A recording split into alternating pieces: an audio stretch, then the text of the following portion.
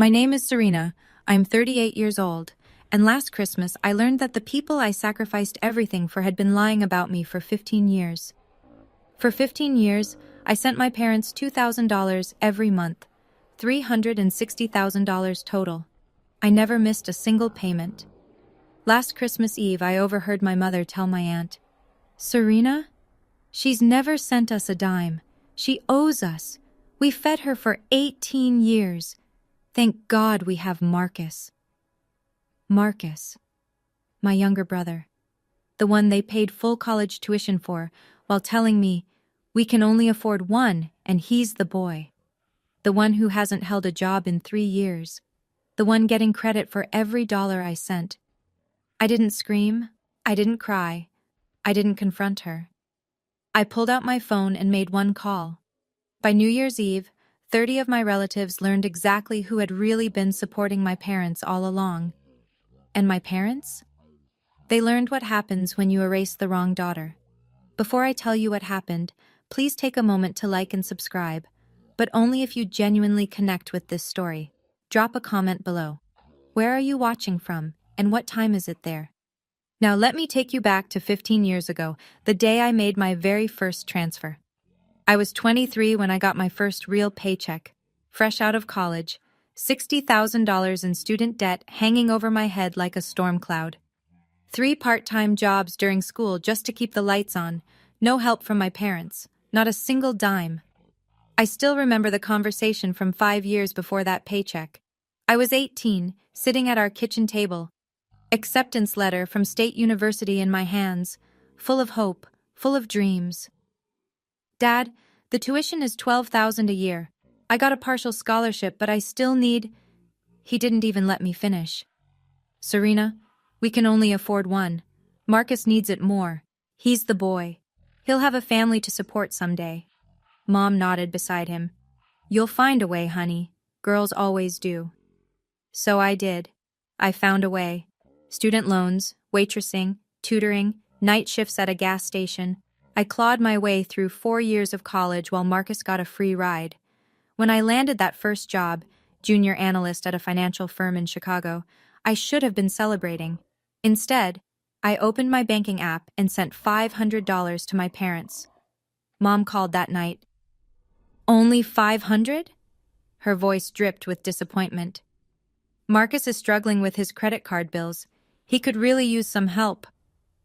I increased it to 1,000 the next month. Then 2,000 when I got promoted.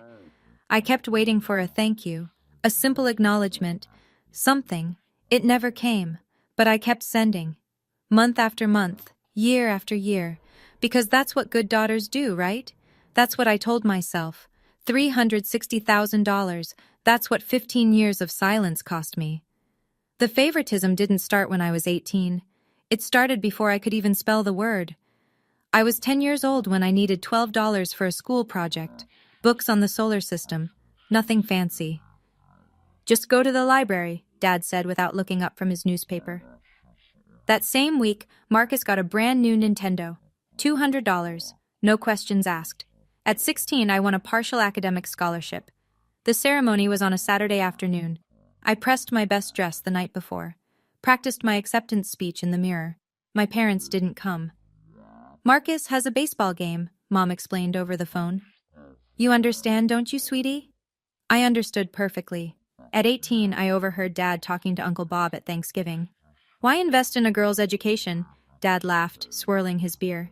"She'll just get married and pop out babies. Someone else's problem." The table laughed with him. I sat in the corner, invisible. Now, at 38, I did the math one sleepless night. $2,000, 12 months, 15 years. I grabbed a calculator even though I didn't need one. The number burned in my mind like a brand. $360,000. That's more than most people's houses. More than what they'd denied me for college, multiplied by 30.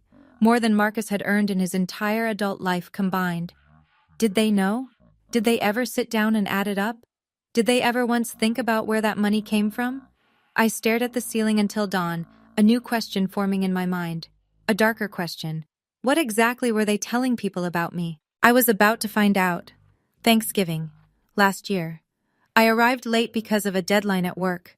The house was warm and loud, turkey smell, laughter, the usual chaos of 30 relatives crammed into my parents' living room. I slipped in through the side door, hoping to avoid the fuss. That's when I heard it. Aunt Ruth's voice, clear as a bell. "Marcus, you're such a good son, sending money to your parents every month like that." I froze in the hallway. Marcus's response made my blood turn to ice. "Family comes first, Aunt Ruth." He smiled that lazy smile of his. "It's the least I can do." I couldn't move, couldn't breathe. Surely I misheard. Then Mom chimed in, loud enough for everyone to hear.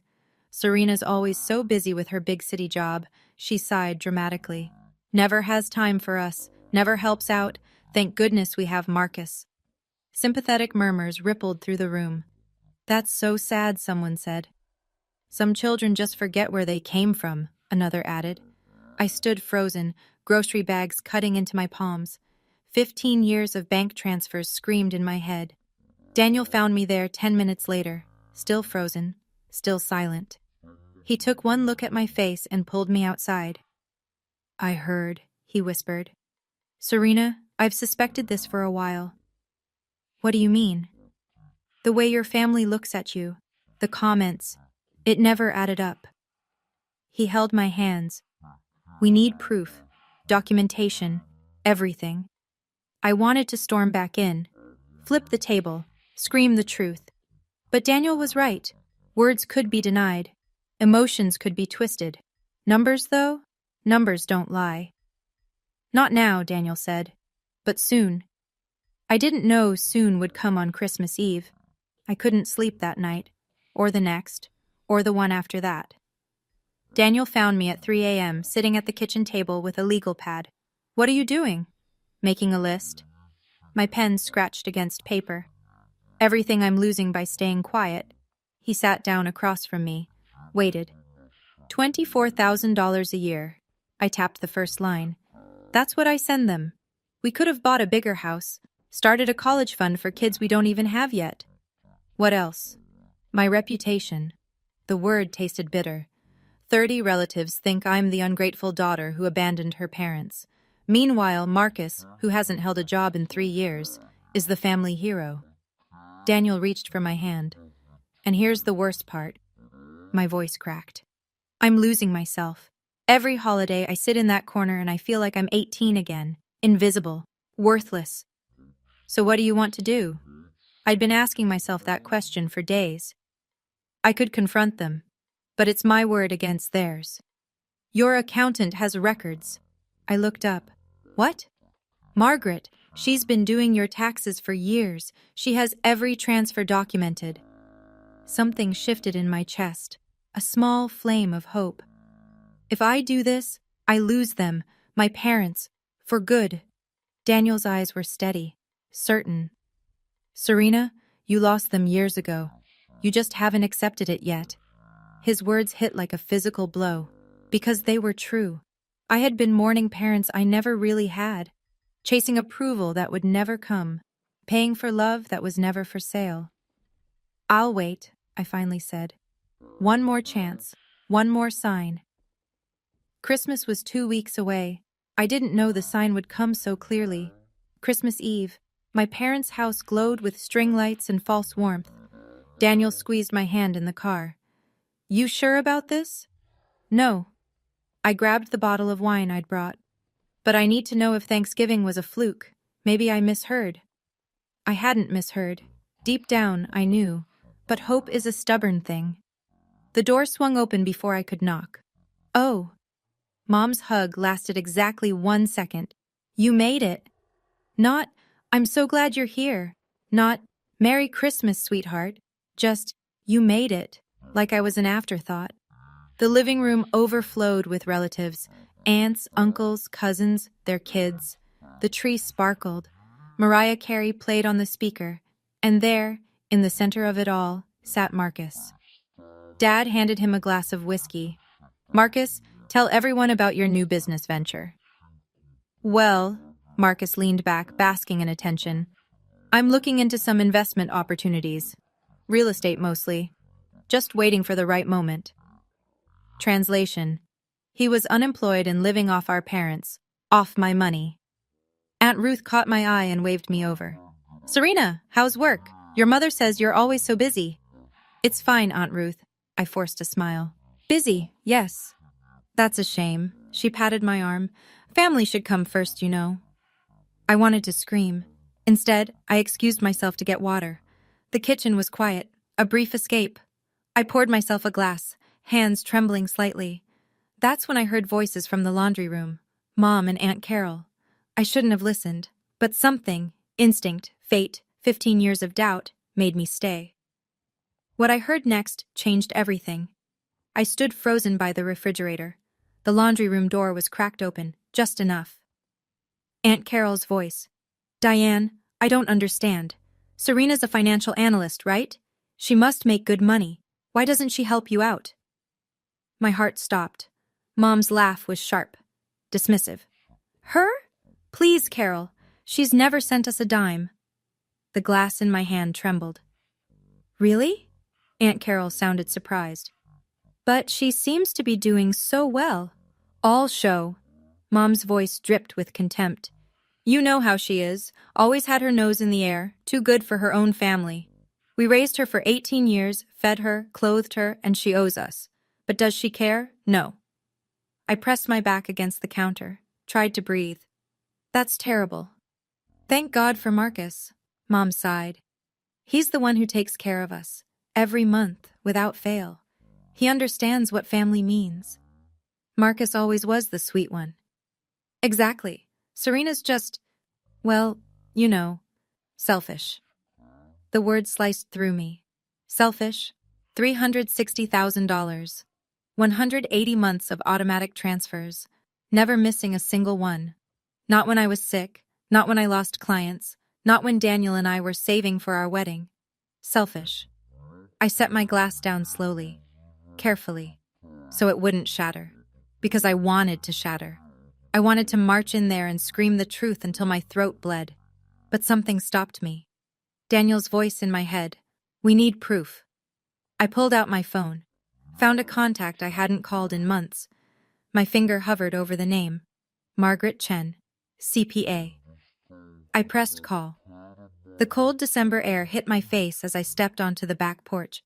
The phone was already ringing. Serena? Margaret's voice was warm but confused. It's Christmas Eve. I know. I'm sorry. Is everything okay? I closed my eyes, drew a breath. I need documentation of every transfer I've made to my parents. The full 15 years. Silence on the line. That's a lot of records. I know. Can I ask why? I watched my breath fog in the winter air. Inside, I could hear laughter, Christmas music, the sounds of a family that had been lying about me for years. They're telling people I've never helped them. My voice was steady, calmer than I felt. They're giving my brother credit for everything. I need proof, Margaret. Official records. Another pause. I can pull certified bank statements going back 15 years. Have them ready by the end of the week. I need them before New Year's. That's... She stopped herself. Okay. I'll make it work. You want everything notarized? Everything. I want it so official that no one can question it. Serena. Her voice softened. That's a significant amount of money. Do you realize? $360,000. I cut her off. I know exactly what it is. And soon, everyone else will too. We hung up. I stood there a moment longer, watching my breath disappear into the darkness. The door opened behind me. Serena? Mom's voice sweet as sugar. What are you doing out here? Come inside, it's freezing. I turned to face her, the woman who had just called me selfish to my aunt. Just a work call, Mom. She shook her head. Always working. That's your problem. I smiled and followed her inside. Not for long. December 26th, the day after Christmas. Daniel had gone back to work. I sat alone in our apartment, staring at my phone. One call down, one more to make. I found Thomas Reed's number, my estate lawyer. We'd met 2 years ago when Daniel and I finally got around to making wills. Back then, I'd listed my parents as secondary beneficiaries, just in case. Reed Law Office. How can I help you? Thomas, it's Serena Everett. Serena, happy holidays. What can I do for you? I didn't waste time on pleasantries. I need to make changes to my estate documents, my will and my life insurance beneficiaries. A brief pause. What kind of changes? I want to remove my parents from everything. Papers shuffled on his end. I pictured him pulling up my file. Currently, your husband Daniel is primary beneficiary. Your parents, Harold and Diane Moreno, are secondary. You want to remove them entirely? Yes. Replace them with... I thought for a moment. A children's education charity for kids from low-income families. The irony wasn't lost on me. Money that could have gone to parents who denied me an education, now going to help kids like I once was. That's a significant change, Serena. Are you sure? I've never been more sure of anything. I can have the documents ready by January 2nd. You'll need to come in and sign. Perfect. If you don't mind me asking, it's a family matter, Thomas. My voice was firm but polite. Let's leave it at that. After we hung up, I sat in the quiet of my apartment. 2 calls, 2 chains broken. Now all I needed was Margaret's documentation, and a moment to make everyone see the truth. New Year's Eve was 6 days away, December 30th, 2 days before the party. My email pinged at 7:47 p.m. from Margaret Chen, CPA. Subject, documentation package, confidential attachment. Moreno _transfers _2011-2025 certified.pdf. My finger trembled over the trackpad. I clicked. The PDF loaded slowly, page after page after page, 47 pages total. Every single transfer, listed chronologically. Date, amount, bank confirmation number, my account, their account. March 2011, $500. April 2011, $1,000. May 2011, $1,000. January 2024, $2,000. February 2024, $2,000. All the way through December 2025. At the bottom of the last page in bold, total transfers, $360,000. Certified by Margaret Chen, CP. A. Notarized, December 29th, 2025. Daniel came home to find me at the printer. Is that 47 pages? I watched each sheet slide out, warm and real. 15 years. Every single dollar. He picked up the first page, read it, set it down. Serena. I know. That's... He ran his hand through his hair. That's a house. That's 2 kids through college. That's everything I could have had. I gathered the pages into a neat stack. Everything they said I never gave. I opened my leather briefcase, the one I used for important client meetings, and slid the documents inside. My phone buzzed. An email from Thomas Reed. Estate documents finalized. Ready for signature January 2nd. One more piece of the puzzle. Daniel watched me close the briefcase with a soft click. You're really doing this. They told everyone I never helped them, Daniel. They told everyone Marcus was their savior. I met his eyes. They're having a New Year's Eve party, 30 relatives, and I'm going to give them all something to talk about. I'll drive you. No, I shook my head. I need to do this alone. December 31st, 8 p.m. Daniel idled the car outside my parents' house. Every window blazed with light. Music thumped from inside. At least 30 cars lined the street. I can wait, Daniel offered, just in case. Give me 2 hours. I grabbed the leather briefcase from the back seat. If I'm not out by 10, come find me. Serena. He caught my hand. Whatever happens in there, I'm proud of you. I kissed his cheek. Then I stepped into the cold. The door was unlocked. I let myself in. The living room hit me like a wave. Noise, heat, bodies everywhere. Cousins I hadn't seen in years. Aunts and uncles drinking champagne. Kids running between legs. And my mother holding court by the fireplace. She spotted me. Her smile flickered. There, then gone. Serena, you came. She didn't move to hug me. What's with the bag? Working tonight? Just some documents. I kept my voice light. Something I need to take care of. Her eyes narrowed slightly. Suspicious, but guests were watching, so she played nice. Well, put it somewhere. It's a party. I set the briefcase by my feet, didn't let it out of sight.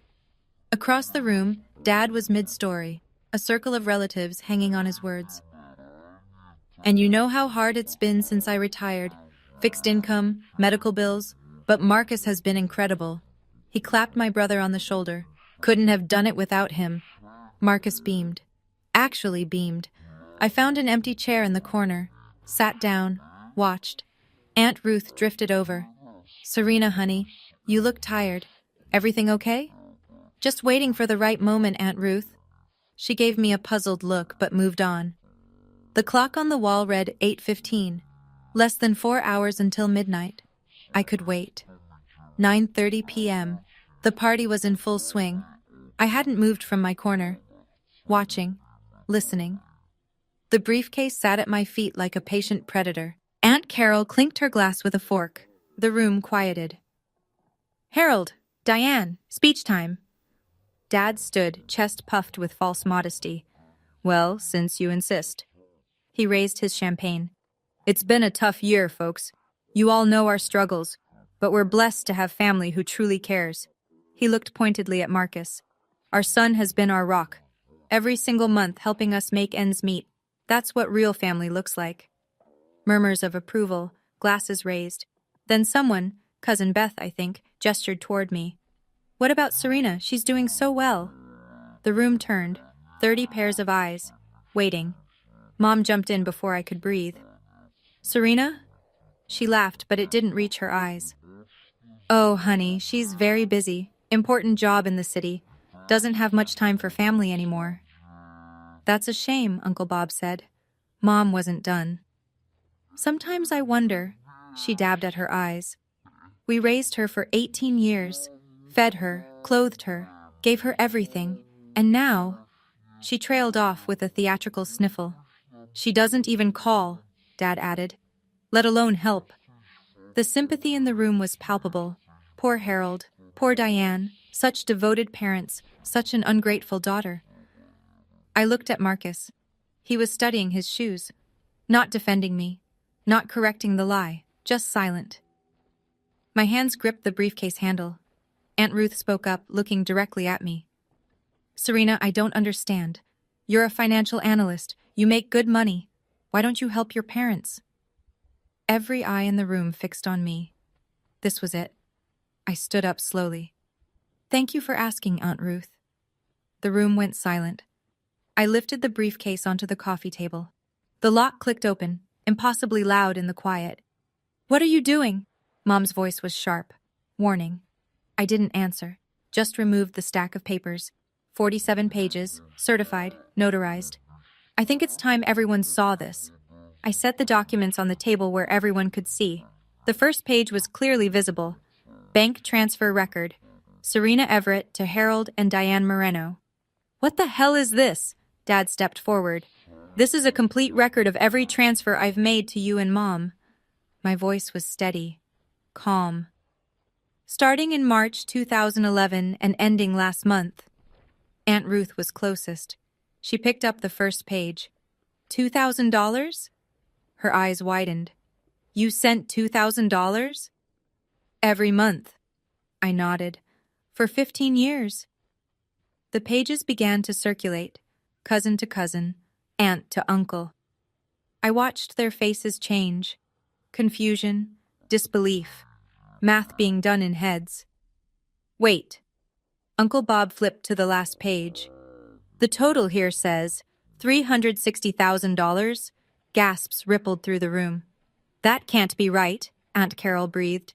It's certified, I pointed to Margaret's signature. By my CPA, notarized, official bank records. The room erupted in whispers. Papers rustled as everyone tried to see. Mom's face had gone white. Dad's champagne glass trembled in his hand. Marcus hadn't moved, frozen like a deer in headlights. Serena, Dad's voice cracked.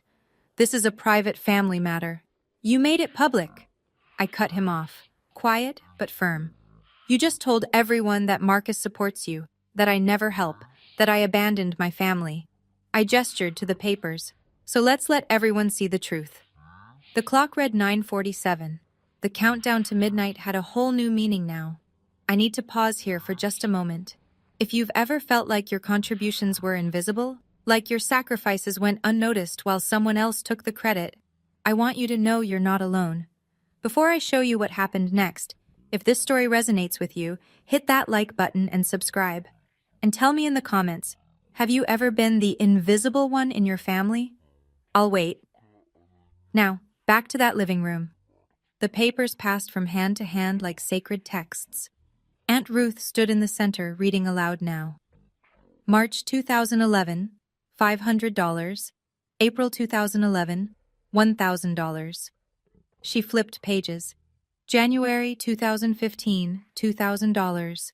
February 2015, $2,000.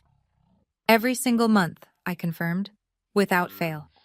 Uncle Bob had his phone out, calculator app open. 2,000 times 12 is 24,000 a year. He punched numbers. Times 15 years, that's 360,000. Exactly. The room stared at the documents like they were witnessing a miracle, or a murder. Cousin Beth looked up at my parents. Harold, Diane, is this real? Mom's mouth opened, closed. No sound came out. Dad tried to recover. Those could be doctored. Anyone can fake. They're certified. Aunt Ruth's voice cut like ice. I can see the CPA's seal, the notary stamp. These are legal documents, Harold. More whispers, more shuffling of papers. I don't understand. Aunt Carol pressed her hand to her chest. You told us Marcus was sending money. He is. Dad's voice was desperate now. Marcus helps in other ways. What other ways? Uncle Bob challenged. Because according to this, Serena's been paying your mortgage for 15 years. I watched my parents scramble, watched the walls they'd built from lies begin to crack. Marcus does contribute, Mom insisted weakly. He just doesn't keep records like she does. Then where are his bank statements? The question came from Cousin Beth. If he's been sending money, show us. Every head turned to Marcus. He stood frozen, face red, eyes darting. I don't. You don't what, Marcus? Aunt Ruth's tone had shifted, harder now, angrier. I almost felt sorry for him. Almost. Dad stepped forward, hands raised like he was calming a mob. Everyone, please. This is a private family matter. We shouldn't air our... You just gave a speech. Uncle Bob's voice boomed across the room. You stood up and told everyone Marcus was your savior. You called Serena ungrateful. In front of 30 people. That's not private, Harold. Mom tried a different approach. She dabbed at her eyes, voice trembling. Serena, honey, why would you do this? Embarrass us like this? After everything we've done for you? There it was. The victim card. I'd seen her play it 1,000 times. With neighbors, with doctors, with anyone who'd listen. Not tonight. Everything you've done for me? I kept my voice level. You refused to pay for my college. You told Dad to invest in Marcus because girls don't need education. I took out $60,000 in loans while Marcus got a free ride. That's not... Mom sputtered. And when I graduated, when I got a good job, when I started earning real money, I sent it to you, every month, for 15 years. I pointed at the documents now scattered across the coffee table. That's not embarrassment, Mom, that's the truth. But we raised you. Dad's composure cracked. 18 years. That doesn't count for anything? I spent $360,000 over 15 years. I met his eyes. I'd say we're even. The room went dead silent. Aunt Ruth stepped between us. Harold, Diane. Her voice was quiet but devastating. I think you owe everyone an explanation. Why did you tell us Marcus was supporting you when Serena was the one sending money? Mom's face crumpled. Dad's jaw clenched. Neither spoke. The silence said everything. The attention shifted to my brother like a spotlight finding its mark. Marcus stood by the fireplace, champagne glass still in hand. He hadn't moved since I opened the briefcase, hadn't spoken, hadn't defended our parents or corrected their lies. Uncle Bob walked up to him. Marcus, let's hear it from you. Have you been sending money to your parents? Marcus's voice cracked. I've helped out. Here and there. Here and there isn't $2,000 a month. Aunt Ruth crossed her arms. Do you have any bank statements? Any proof? I don't keep records like that. Convenient, someone muttered. I stepped forward. Not aggressive, just clear. Marcus, I'm not asking you to prove anything, but you sat there for years, letting them give you credit for my money. You heard Mom and Dad tell everyone I was ungrateful. You knew the truth. His eyes finally met mine. Serena, You didn't what? Didn't know? Didn't care? I shook my head. Every Thanksgiving, every Christmas, every birthday, you let them paint me as the villain. The room watched. 30 witnesses to years of deception. Cousin Beth spoke up. Is it true, Marcus? Did you know Serena was the one actually helping them? His silence stretched like a rubber band about to snap. I thought... His voice was barely a whisper. I thought maybe she was also sending money. Like, in addition to what, Uncle Bob pressed. What exactly have you contributed? Marcus looked at the floor. The answer was clear. Nothing. He had contributed nothing, and he had known all along. I see. Aunt Ruth's disappointment was palpable. Well, I think we've all learned something tonight. The clock read 10:15. The party was over. The reckoning had just begun. The room had shifted. The music was off. The champagne sat untouched. I reached into my briefcase one more time. I have a few announcements.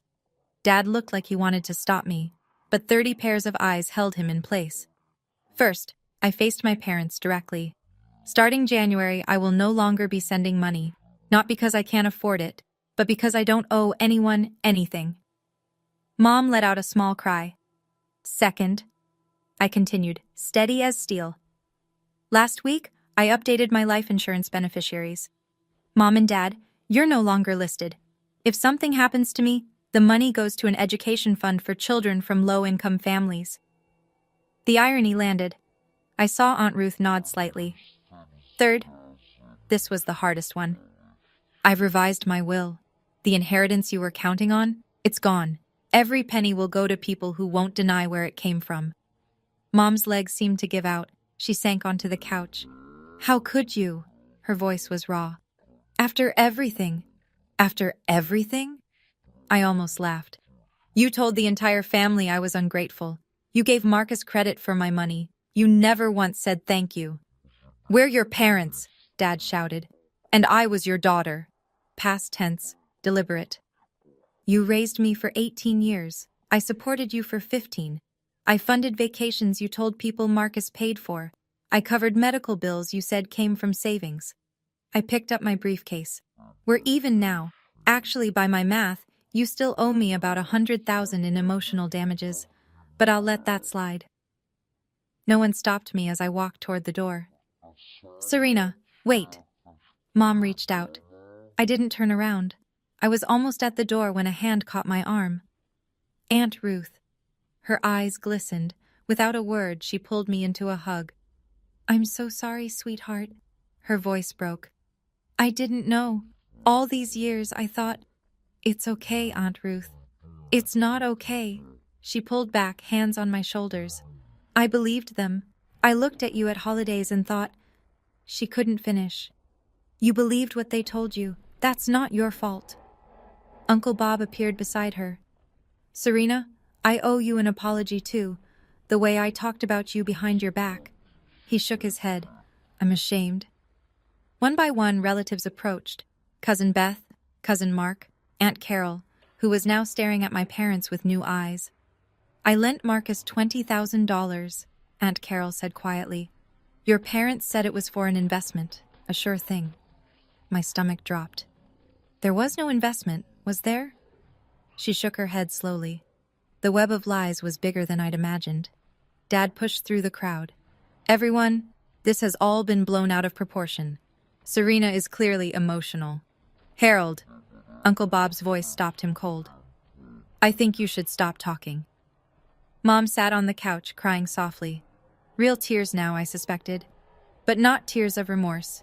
Tears because she'd been caught. I turned to the room one final time. I don't need anyone to apologize. I don't need anyone to take sides. I just needed the truth to be heard. I lifted my briefcase. Now you've heard it.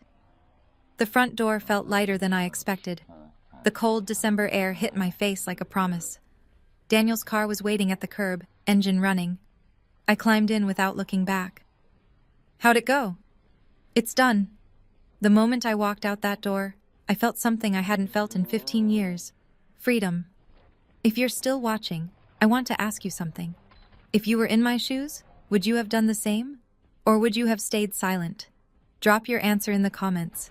And if you want to see how this all played out, because the aftermath was something I never expected, keep watching. We're almost there. The first week of January brought a flood of messages, not from my parents, from everyone else. Aunt Ruth texted daily. Called your mother today, demanded an explanation. She just cried and blamed circumstances. Couldn't give a straight answer. Uncle Bob sent a long email, apologizing for every sideways glance, every muttered comment about my absence at family events. I should have asked you directly instead of believing gossip. That's on me. Cousin Beth called while I was making dinner. Serena, I just want you to know, I told my mom about what happened. She's furious with your parents. The whole book club knows. Book club. God. My parents' humiliation was spreading like wildfire through my mother's social circle. I should have felt guilty. I didn't. On January 8th, Marcus finally reached out. A single text. Was that really necessary? Mom and Dad are devastated. I stared at it for a full minute before responding. You stayed silent and took credit for 15 years. Don't lecture me about what's necessary. No reply. The silence from my parents was louder than any screaming match could have been. 10 days. Not a single call. Not one text. Part of me had expected them to beg, to apologize, to try to salvage something, but I realized they weren't silent because they were remorseful. They were silent because they were regrouping, figuring out their next move, crafting a new narrative. Daniel found me staring out the window one evening. Any word from them? Nothing. He sat beside me. How do you feel? I considered the question carefully. Light, I finally said, like I've been carrying a weight I didn't even know I was holding. He squeezed my hand. That's called freedom, Serena. Maybe it was. January 28th, almost a month since New Year's Eve. My phone rang, a number I almost didn't recognize. Dad. I let it ring 3 times. 4, then answered. Serena. His voice was different, stripped of its usual bluster. We need to talk. I'm listening. The financial situation here is difficult. Your mother and we've been making adjustments, but you've lost $2,000 a month you were counting on. Silence. We need help, Serena, just for a few months, until we figure things out. I looked at the ceiling, drew a slow breath. No. Serena. I said no, Dad. I was clear on New Year's Eve. That chapter is closed. His desperation leaked through. Your mother is selling furniture, did you know that? She's selling the dining set your grandmother left us. The dining set I'd eaten at as a child. The one I was never good enough to deserve a place at. That's her choice. How can you be so cold? Cold? I laughed. Not cruel, just tired. I supported you for 15 years while you told everyone I was worthless. That's not cold, Dad. That's the natural consequence of your choices. You're our daughter, and you told everyone you wished Marcus had been born first instead of me. Remember? Thanksgiving 2019. I heard you. Dead silence. He didn't remember, or more likely, he didn't think I'd remember. Dad, I don't want anything from you. I don't need an apology. I don't need to hear you're sorry. I steadied my voice. I just need you to understand. I'm done. This isn't punishment. This is boundaries. The line went quiet for a long moment, then a click. He'd hung up on me. For the first time in my life, I was okay with that. February 5th, a phone call that changed everything I thought I knew. Aunt Ruth's voice was different, agitated. Serena, I need to tell you something. I just found out and I'm furious. What happened? Your brother. She spat the words. Marcus, do you know how much debt he's in? I knew about some credit card issues. Some? She laughed bitterly. He owes $40,000 on credit cards alone. But that's not the worst part. My stomach tightened. What's the worst part? He borrowed $20,000 from Carol 2 years ago. Your parents convinced her it was for an investment opportunity. Some tech startup, they said. I sank into my chair. There was no startup, was there? Of course not. Marcus used the money to cover old debts. And now Carol wants it back, and he doesn't have it. Aunt Ruth's voice cracked. He's been living off your parents, which means he's been living off you for years, and they let it happen. The full picture emerged like a photograph developing in acid. My money hadn't just been keeping my parents afloat. It had been funding Marcus's entire charade. The business ventures, the investments, all fiction. They built a house of cards, I whispered, and used my checks as the foundation. Exactly, Aunt Ruth sighed. I'm so sorry, Serena. We all trusted them. We all believed. You believed what good people believe about family. I felt strangely calm. That parents don't lie about their children. That blood means something. Doesn't it? I thought about that question. It should, I finally said. But sometimes the family you build is stronger than the one you're born into. Aunt Ruth was quiet. Then, softly, I'd like to be part of that family, if you'll have me. My eyes stung. You already are. February 12th. An email from an address I didn't recognize. Subject: from someone who understands I almost deleted it. Spam probably, but something made me click. Dear Serena, you don't know me, but I know your story. My name is Patricia. I'm your father's youngest sister. We haven't met because I cut contact with Harold 30 years ago. I heard about New Year's Eve from Ruth. She thought I should reach out. I want you to know you are not alone, and you are not the first. My heart stopped. Dad had a sister? He'd never mentioned her. Not once. I read on. When I was 25, I was exactly where you are. Harold and your grandparents. They saw me the same way they see you. The disposable daughter. The one who was supposed to give without receiving. I left Ohio and never looked back. Best decision I ever made. I know the guilt you might be feeling. The whispers that tell you family is everything, and blood is thicker than water. But here's what I've learned in 30 years. The full quote is, the blood of the covenant is thicker than the water of the womb. The bonds we choose are stronger than the ones we're assigned. I live in California now. I have a good life. A family that loves me without conditions. If you ever want to talk or visit, I'm here. Your aunt, Patricia. I read the email 3 times. A whole person, erased from family history, just like they tried to erase me. My fingers trembled as I typed a reply. Patricia, yes, I want to meet you. I want to hear everything. Thank you for reaching out, Serena. The pattern, I realized, went back generations. But it ended with me. March 3rd, 3 months since New Year's Eve. An email from Mom appeared in my inbox. My first direct contact from either parent since Dad's phone call. Subject: please read this. Dearest Serena, I've started this email 100 times. I don't know the right words. I know you're angry. I know I hurt you. Your father and I, we made mistakes. We should have been more grateful. We should have told the family the truth. But sweetheart, you have to understand, everything we did for the family. Marcus struggled. He needed more support. We never meant to diminish what you've done. You're our daughter. Blood is blood. You can't just cut us off like we're strangers. Please, Serena, come home. Let's talk like a family. We can fix this. I miss you. Mom. I read it 3 times, then once more. She was sorry we got caught. Not sorry for lying. She wanted to fix things, not acknowledge what they'd done. She invoked blood, not love. I drafted my response carefully, every word deliberate. Mom, I read your email. I appreciate you reaching out, but I noticed something missing. An actual apology. Not, we should have been more grateful. Not, we made mistakes. Those aren't apologies. Those are minimizations. You told the family I was ungrateful for 15 years. You let Marcus take credit for my sacrifices. You built your retirement on my money while calling me selfish behind my back. Our relationship can only exist if it's built on truth and respect.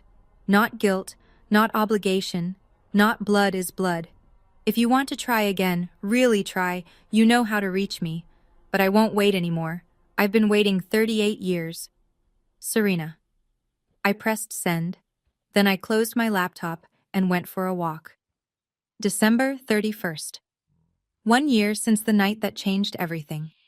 I'm writing this from the sunroom of our new house. 3 bedrooms, a backyard, space for the future we're building. The down payment? $24,000 I didn't send to my parents this year. The rest came from years of savings we'd thought would never be ours. Last month I flew to California. Patricia picked me up at the airport herself. We talked for 6 hours straight. About Harold, about the family patterns stretching back generations, about the courage it takes to break free. They told me I'd regret leaving, she said over wine that night, that I'd come crawling back, that I'd die alone. Did you? She smiled at her husband across the room, her grown kids laughing in the kitchen. Does it look like I did? No, it didn't.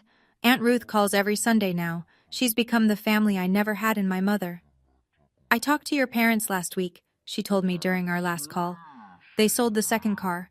Marcus moved back in to help with expenses. She paused. They're struggling, Serena. I listened to the weight in her words. I know. How do you feel about that? I thought before answering. I'm not happy they're struggling. I don't wish them harm. I watched Daniel making coffee in our new kitchen. But I also spent 15 years setting myself on fire to keep them warm. I can't do that anymore. I understand. Do you? More than you know, sweetheart. My parents never responded to my last email. No apology, no acknowledgement, no attempt to meet me where I asked to be met. Some doors close because the people on the other side won't walk through. I've made peace with that. Tonight, I'm sitting on the porch of my new home. The sun is setting over trees we planted ourselves. Daniel will be home from work soon. I've been thinking about what I'd tell someone in my position, someone who's been giving and giving, wondering why it never seems enough. Here's what I've learned. Being a good daughter, a good child, doesn't mean letting people exploit you. It doesn't mean funding lies. It doesn't mean accepting erasure just to keep the peace. Love is not a debt you repay with interest. If someone can only love you when you're useful to them, that's not love, that's accounting. And sometimes setting boundaries is the most loving thing you can do. For yourself, for your future, for the family you'll build instead of the one you were assigned. I don't hate my parents. Hatred takes energy I'd rather spend elsewhere. I feel something closer to grief. Mourning parents I wished I'd had. The versions of them I kept hoping would emerge. They never did. But here's what I gained. Freedom, self-respect, a marriage built on honesty. Relatives who became real family once they learned the truth. And Patricia, an aunt I never knew existed, who proved that breaking free doesn't mean breaking down. The door opens behind me. Hey! Daniel sets a cup of tea beside me. What are you thinking about? Everything. Nothing. I smile up at him. Mostly just how different this year feels. Good different? I take his hand. Yeah, good different. He sits beside me. We watch the last light fade together. For the first time in 38 years, I'm not waiting for approval that will never come. I'm not performing for an audience that only sees my flaws. I'm just here, present, free. And that's enough. It's finally enough. Looking back, I wish I had set boundaries sooner. But I also know I had to go through this to understand something important. So here's what I want to leave you with. First, your worth is not measured by how much you sacrifice. Second, people who truly love you will never erase your contributions. Third, setting boundaries is not abandonment, it's self-respect. If you're in a similar situation, I hope my story gives you courage. You don't have to set yourself on fire to keep others warm. Thank you for staying until the end. If this story resonated with you, please like, subscribe, and share. Check the description for more stories like this one, and leave a comment. What would you have done differently? I read every single one. Until next time, take care of yourself first.